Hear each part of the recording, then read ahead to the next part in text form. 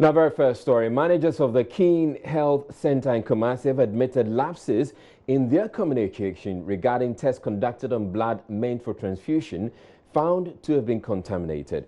The blood retrieved from the Konfanochi Teaching Hospital blood bank was said to have tested positive for HIV and syphilis.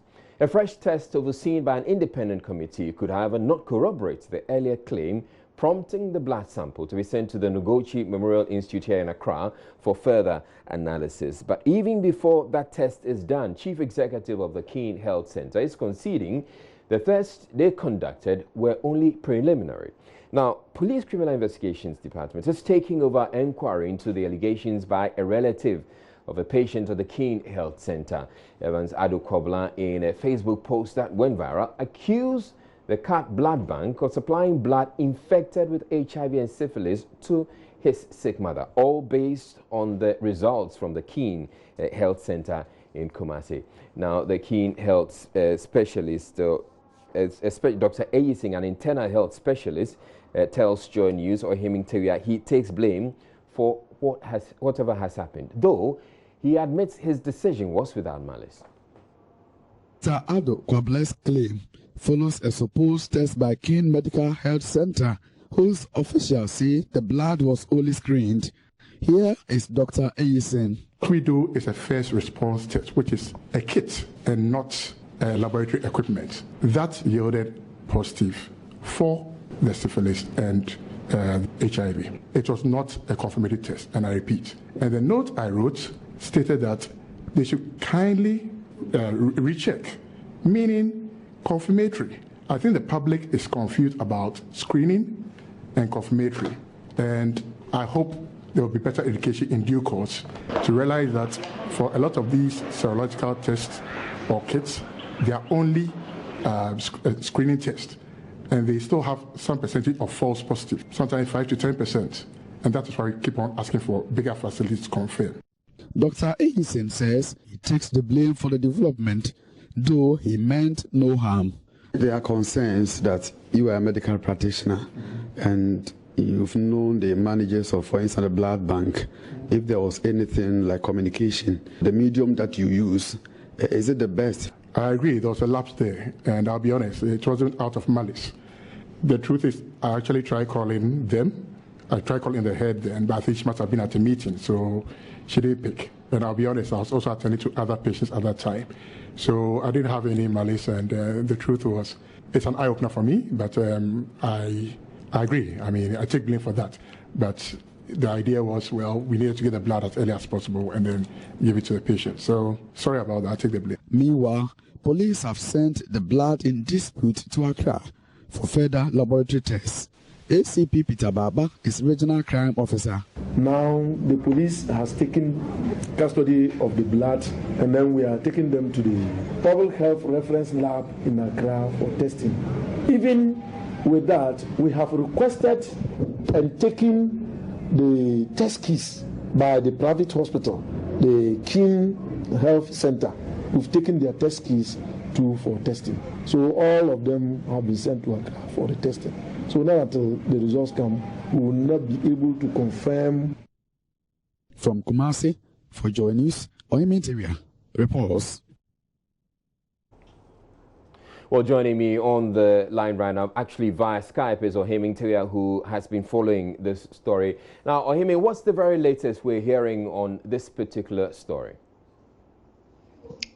Evans, the police CID says the blood that he took to Accra for further tests on the public health forensic lab has reached Accra, and very soon is likely to get a response from the facility from tomorrow or some few days ahead.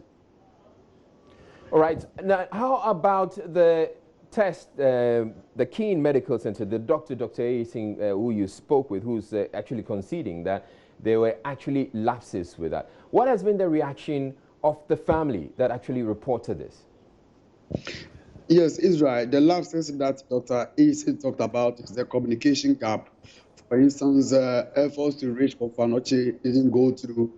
And then at that time, because he was also attending to some patients, he decided to give a note. This particular note was written on one of the hospital's prescription forms. He stapled it, then gave it together or alongside the 2 units of blood through the son of the patient to be sent to the blood bank at Panoche. So he says that particular note was for blood bank at Panoche. It wasn't meant for a relative of the patient. The relative, the son of the patient, will not wait. Just went ahead to post all his details on Facebook after he forced open this particular note. But information I have from other sources indicate that this Kwabla guy is set to visit the facility. Just that some relatives of his been to the facility to apologize to managers of Keene Medical Center. But fortunately, the Keene Medical managers do not want to go on public or respond to the issue that public members have been there to apologize, except to say that they take, for instance, blame for what has happened. The fact that, for instance, the particular note that Dr. Isi gave to the relative of the patient, he didn't put it in an envelope. But not to say that there were lapses in the screening that the facility did. Right, thank you very much, Ohiming Tia, bringing that update there on the managers of the Keene Health Center in Kumasi, who were learning, admitting lapses in their communication regarding tests conducted on blood meant for transfusion found to have been contaminated. So the very latest on that story is that they are saying, or the management of the Keene Health Center, they are saying that they were not exactly thorough in the test they conducted on the blood. Now, moving on, the Asawase constituency executives have picked up nomination forms for former President John Mahama to lead the party again in the 2020 general elections. The executives presented a check of 20,000 cedis to the party's General Secretary, Johnson Yesidu Nketia. Mr. Nketia has been speaking with my colleague, Kwesi Parker Wilson. One candidate has picked forms. That's all. So we're about closing. So tomorrow we'll be here at 9 o'clock, and and then close at 5, and that will be the end of the picking of forms. So who is this candidate who picked up the form today? Former President John Dramani Mahama. The individuals pick on his behalf, or what? Yeah. Individuals came here and picked on his behalf, and it is allowed according to our rules. And I hear they are constituency chairman of Asawase constituency in Ashanti region. Yeah, Asawase constituency chairman came here in the company of party members. Okay. We sought to find out from him in what capacity he was picking the forms, because it is one thing picking the form on behalf of the party, and it's another thing picking the form, as somebody who believes in the leadership of the candidate, and for which reason he has every right to pick and pay for. So when we got that clarification, we allowed him to purchase the form, and we reminded him about his obligation under the rules not to declare any constituency a no-go area for any other candidate, or the rest of the candidates. Clearly demonstrate that the Asawase constituency is a no-go area for the other candidates. No, it doesn't demonstrate. The people who came here don't constitute the whole of Asawase, NDC. So any group, I hear there are another group of about 500 or so people who have queued in the offices of one of the candidates,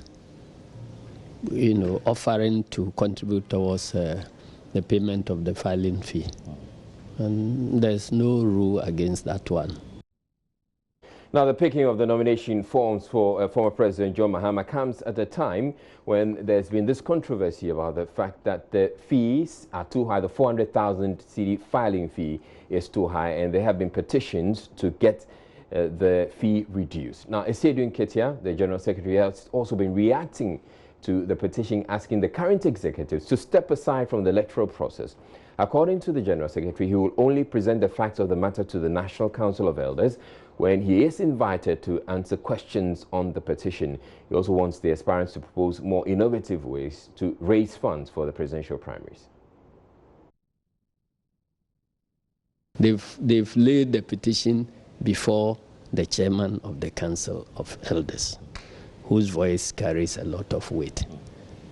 We are waiting to see what other meetings will be triggered. We have done our bit to remind individual members of the Council of Elders that there may be a need for a meeting because of this petition that has been addressed to them.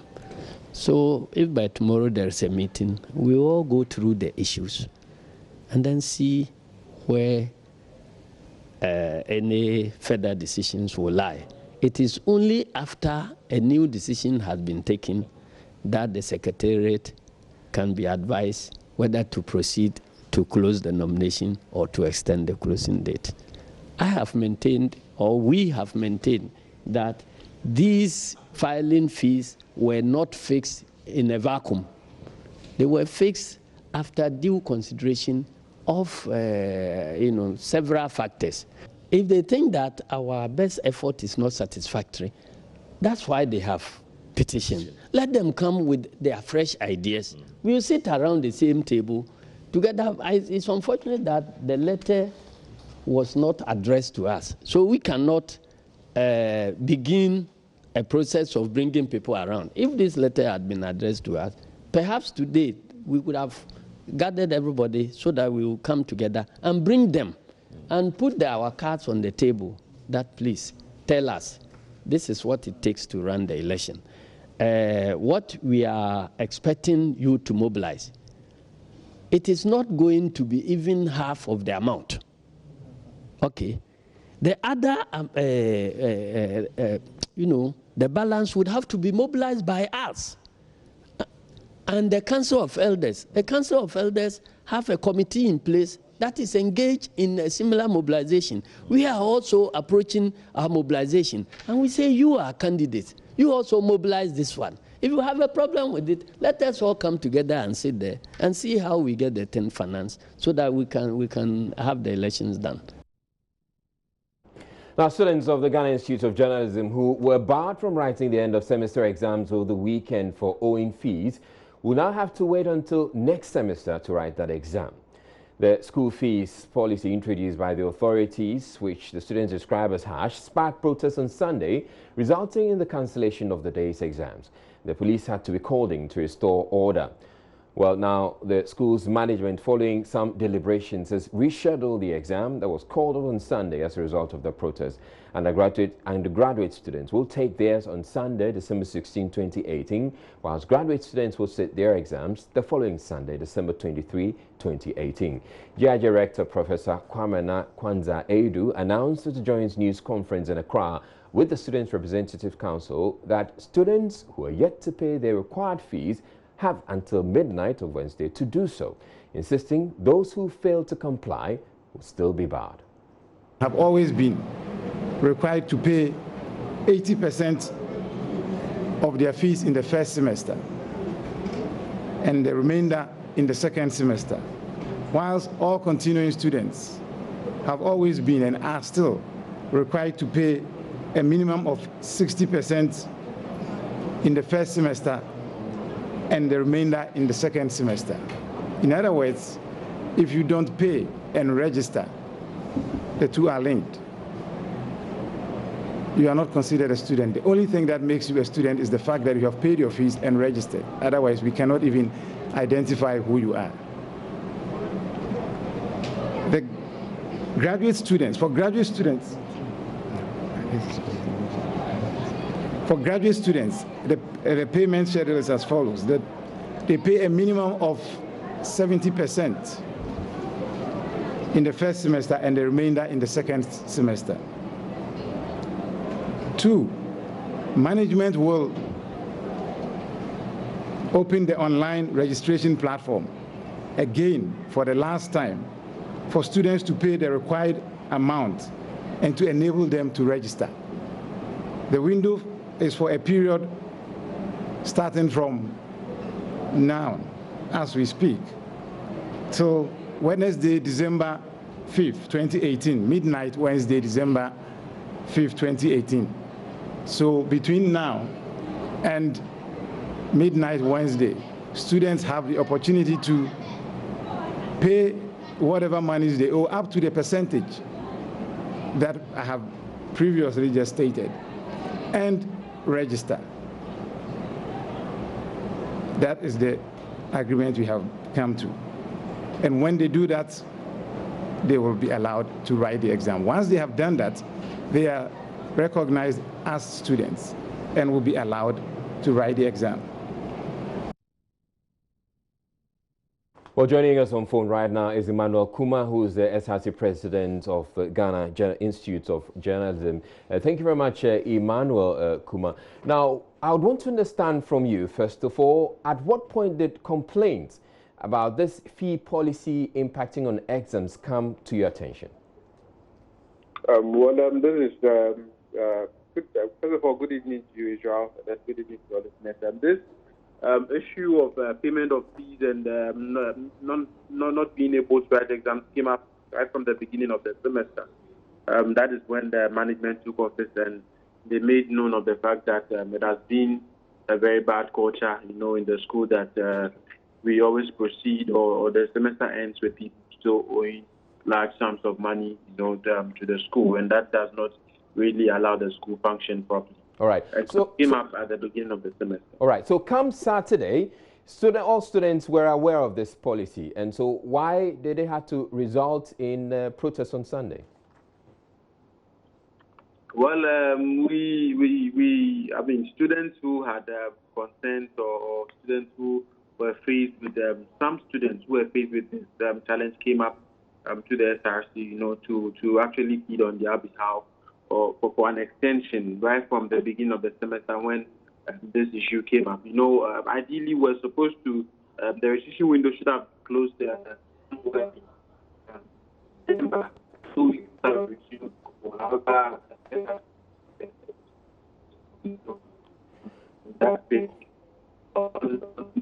All right, Emmanuel, we're having some challenges with your line. It's not too clear at the moment. I wish that you... Can you hear me? Yes, I can hear you now, so proceed. So we've had to actually plead for an extension of the registration window from September to the last one being the 21st of November, the last deadline being the 21st of November. And so we expected that students, would use the various opportunities granted to register. However, at the end of the last registration window, we still had students who hadn't been able to fulfill their financial obligations to the school due to varied reasons. There were some, who had genuine reasons saying that they were beneficiaries of the student loan trust fund and had not had money released to them. There were other people, who beneficiaries of other scholarship funds and all that have not received their support. And so some took advantage of the situation, to actually express their frustration through their demonstration. That happened. All right. So do you find the agreement or resolution you have come to with the school authorities acceptable, and do all students find it acceptable? First of all, one thing that we understand, or I understand as leader of the SRC, is that we need to always come to a compromise when we want to find a common ground in mediating crisis or trying to resolve issues when they come up. And so we looked at... This is your compromise? Yes, we went into the negotiations, trying to reach a compromise, and I feel that it's a very good one for all of us. Do you think that the students who were unable to write the exam on Saturday, do you think they have a case? Well, Looking at the situation, I mean, I always think that it's a human institution, and we always make room for errors, and then people who will not be able to meet up or catch up with meet the very laws that have been set to guide us. And so, like I said, some people have genuine concerns. They tried their best to try and meet the deadline. However, they couldn't do that. And so we cannot look at who was right and who was wrong. The school students equally have an obligation to fulfill by paying their fees just so the school can run. And so, looking at the genuine concerns some of them have, you cannot really crack the whip to say that, okay, the students were right and then the school was wrong. The school has genuine reasons, demanding that students are able to pay up. Them students equally has had very genuine reasons not being able to cover up the required amount of money to pay up for their fees. All right, thank you very much. Emmanuel Kuma would like to leave it here. Emmanuel Kuma is the SRC president of the Ghana Institute of Journalism, where you're watching Joy News Prime. We're taking a break here on the bulletin. We have more stories coming up. Please don't go away.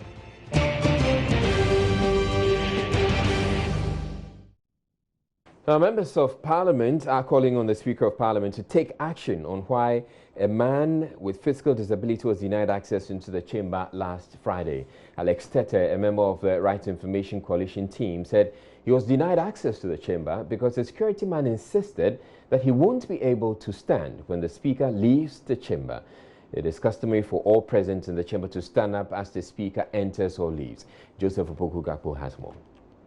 Tete, a member of the RTI coalition, went to Parliament on Friday to observe proceedings. Unfortunately, Alex said he could not make it to the chamber because security men denied him access because of his physical disability. Yeah, I was told I cannot enter because I am a person with disability. I cannot stand when the Speaker is coming or when the Speaker is rising.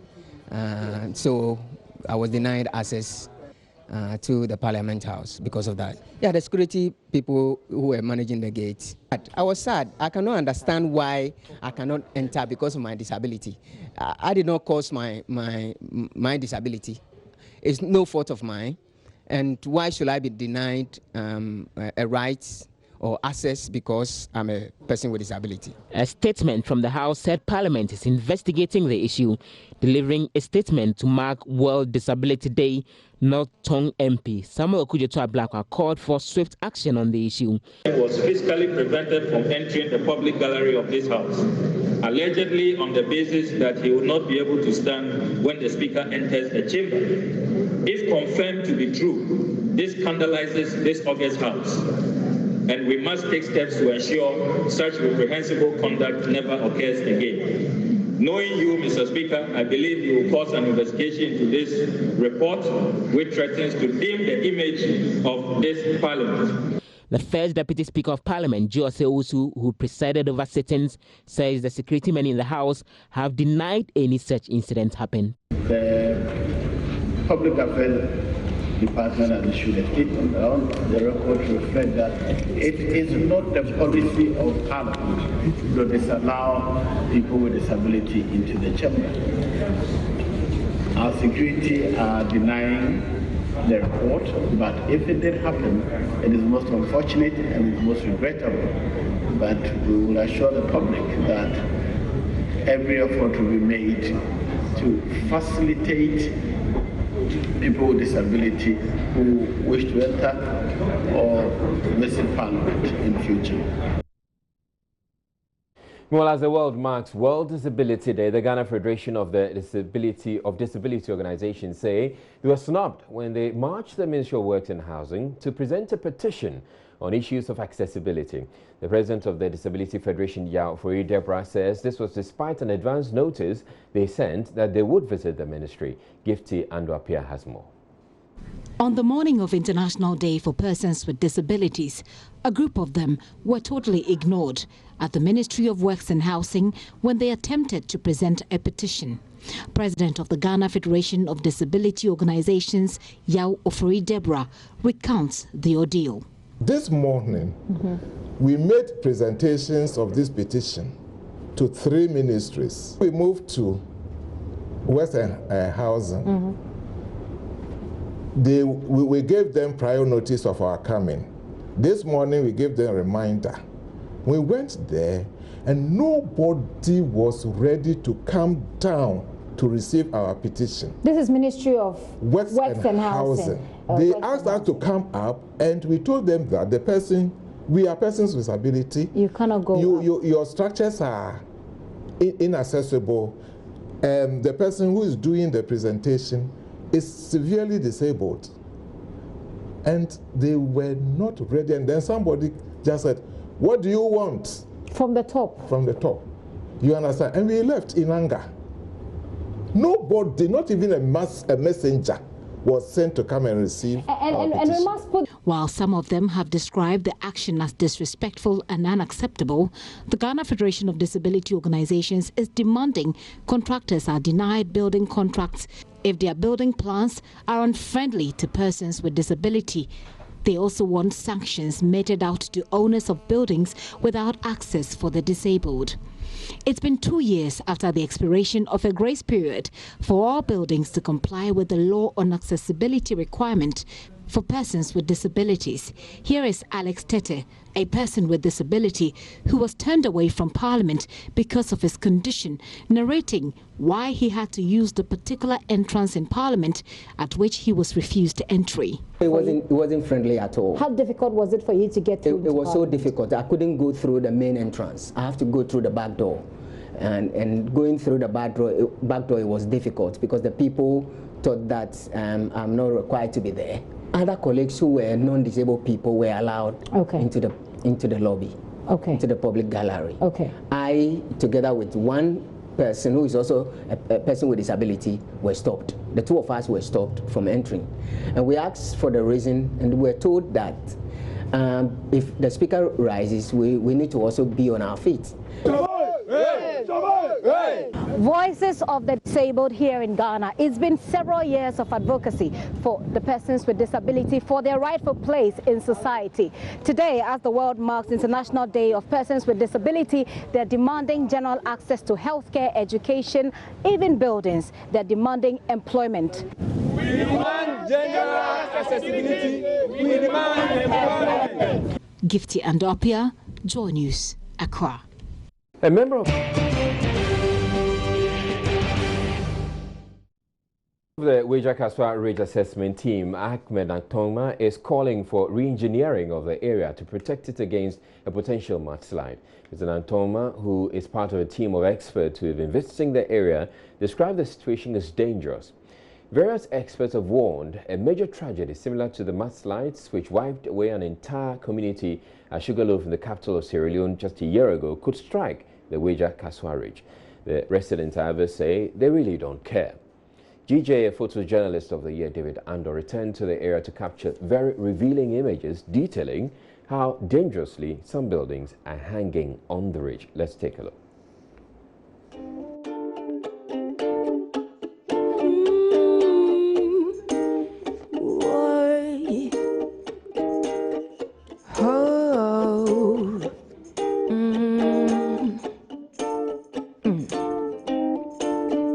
There is fire on the mountain, and nobody seems to be on the run. Oh, there is fire on the mountain top, and no one is running. I wake up in the morning, tell you what I see on my TV screen. I see the blood of an innocent child, and everybody's watching. Now I'm looking out my window, and what do I see? I see an army of a soldier man marching across the street. Hey. What did it say to make you so blind to your conscience and reason? Could it be love for your country or for the gun you use?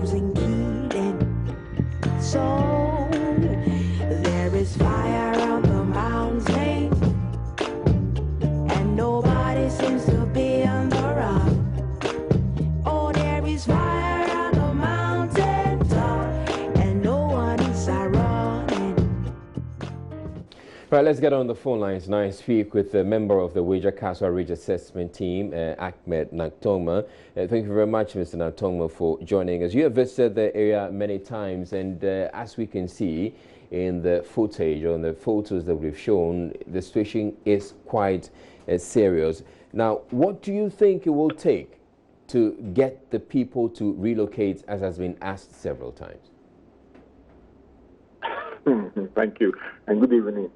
I don't know, probably persuasion, legal, force, all kinds of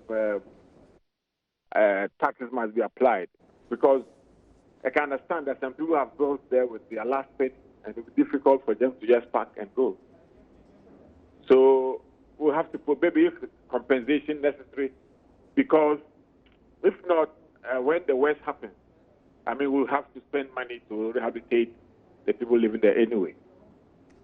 Now, one of the issues that has come up, one of the concerns that has come up is that apart from the people who are on the ridge who are going to lose life and property, the collapse of the ridge or that mudslide could actually shut off a whole section of the country. Yes, yes. The road and the whole toll would be washed away. All right. What could be done about that? You see, that slope or that has to be stabilized. When you say stabilize, what does it entail? I mean, it's an engineering process that you have to assess it and see which areas you can create avenues for the water, which areas you might have to plant trees, which areas you might have to totally evacuate, and then you find a way to provide such stability for it, like they do in the mine, so that whenever there's a rainfall, the water will have a run off, so it will not be washing away the whole thing. So we need to have people look at it and really put together a plan. Okay. To stabilize the ridge. So I've heard a number of things. One of them being the fact that, I mean, you concede that because when the ridge collapses, it's going to wash away or, shut off a whole section of the country, which is Cape Coast and that side of town. It would then become necessary that we actually stabilize it than just say that the people should evacuate. So why are we not pushing more of the stabilization bit rather than asking the people to evacuate? Israel, I think that stabilization of the ridge is a process. I mean, definitely some houses might have to go depending on the assessment that the chief council makes, because they will have to recontour the whole place, and they will have to even create berm for some of the places. So some of the houses will have to go. All right. And because we don't know which ones will go, that's why we are not calling for a complete evacuation. All right. We are calling for an assessment, a technical, geophysical, or geotechnical assessment. See that this is what we need to do. Which areas will have to be carved out, which areas will have to be allowed, those kinds of things, before we can determine how many houses will be affected. All right. All right. Yes. Thank you very much, Mr. Nantongma, for sharing that insight with us, and we hope that you can move on it quickly, or the stakeholders involved would move on it quickly so that that assessment could be done.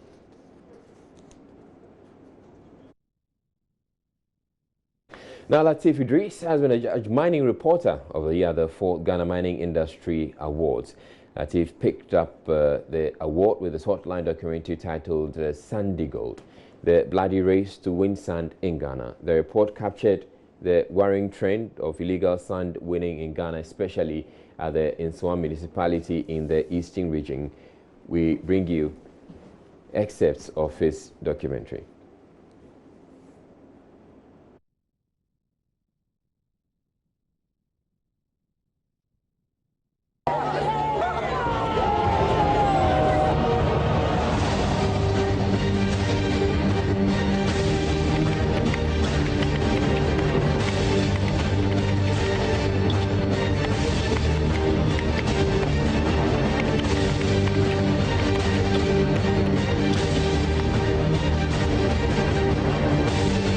Sitting on a time bomb. Very soon it is going to explode. what is happening now is lawlessness. The lawlessness, we must catch up on them and apply the law.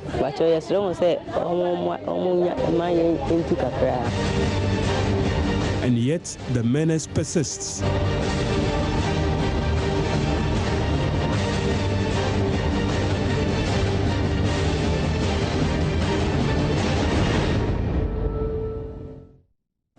All right, and Latif Idris has joined me in the studio. Congratulations, first of all, on this award, which apparently this Sunday Gold documentary, there's a second time you're winning an award with it. Yeah. Why do you think you won this award this time?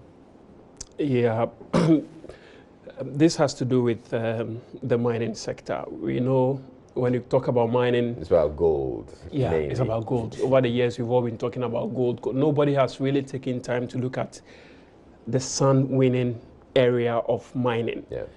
But apparently there is more damage being caused within that area as well. So, I mean, that is what the judges looked at. The fact that everybody's going that way and I decided to look the other way. And this has also given consensus. Remember when we did the story, the Speaker of Parliament, Professor Michael Quay, set up an interim committee to look at the damages being caused by these illegal sand winners within the Nsawam municipality. So yes, I think it has given rise to, I mean, people are talking about it, trying to find solutions to regularize the sand winning sector as we are trying to do with the real mining sector, which has to do with the mining of gold and other, I mean, minerals that we have. Have they gone with trying to regularize that sector, as you're indicating? You're talking about the sand winning. The sand winning. Yeah. So after this committee set up by the Speaker of Parliament, Professor Michael Quay, they came up with recommendations. Unfortunately, though, we've not been able to follow through with the recommendation given by this committee to ensure that we. But as far as we're concerned, you've done your job. And so it's up to the appropriate authorities to get to do that. Thank you very much for spending time with us, and congratulations once again for the good work that you're doing.